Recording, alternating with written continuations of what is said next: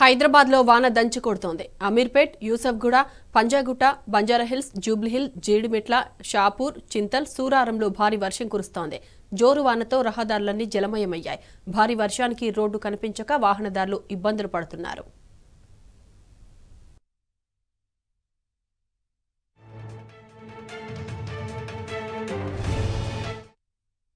ఇక వెదర్ కు సంబంధించిన పూర్తి డీటెయిల్స్ మా ప్రతినిధి వంశీ అందిస్తారు. వంశీ, చెప్పండి.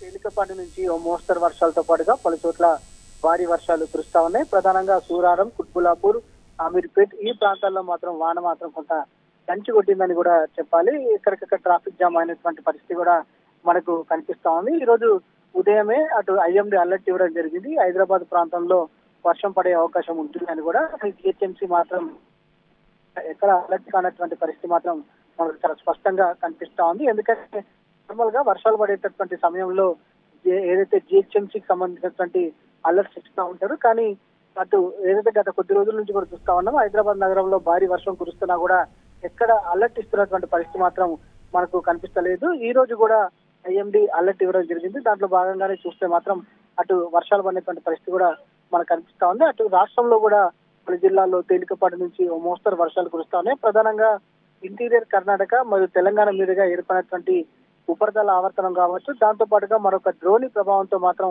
రాష్ట్రంలో తేలికపాటి నుంచి ఓ మోస్తరు వర్షాలు కురుస్తున్నటువంటి పరిస్థితి కూడా మనకు కనపడతా ఉంది. రానున్నటువంటి 5 రోజుల పాటు కూడా హైదరాబాద్ వ్యాప్తంగా తేలికపాటి నుంచి ఓ మోస్తరు వర్షాలతో పాటుగా భారీ వర్షాలు కురిసే అవకాశం ఉంది. ప్రధానంగా కొద్దిసేపటి క్రితం నుంచి కూడా హైదరాబాద్ నగరంలో వర్షాలు కురుస్తా ఉన్నాయి. ప్రధానంగా నగర శివార ప్రాంతాల్లో మాత్రం కొంత భారీ వర్షాలు కురుస్తున్నటువంటి పరిస్థితి కూడా మనకు కనిపిస్తోంది. ఆయా ప్రాంతాల్లో కొంత లోతట్టు ప్రాంతాలు జలమయమైనటువంటి పరిస్థితి కూడా మనం చూస్తూ, దాంతో పాటుగా హైదరాబాద్ నగరంలో కురుస్తున్నటువంటి తేలికపాటి నుంచి మోస్తరు వర్షంతో పాటుగా పలు చోట్ల భారీగా ట్రాఫిక్ జామ్ అయినటువంటి పరిస్థితి కూడా మనకు కనిపిస్తా ఉంది.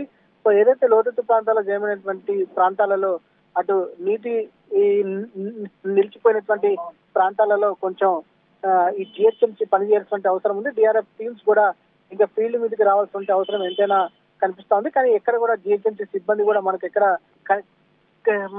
కనిపించడం లేదని మనం చాలా స్పష్టంగా చెప్పుకోవచ్చు. మొత్తం మీద రానున్నటువంటి 3 గంటల పాటు కూడా హైదరాబాద్ నగరంలో తేలికపాటి నుంచి మోస్తరు వర్షాలతో పాటుగా భారీ వర్షాలు కురిసే అవకాశం ఉన్నట్టు కూడా వాతావరణ కేంద్రం తెలపడం జరిగింది.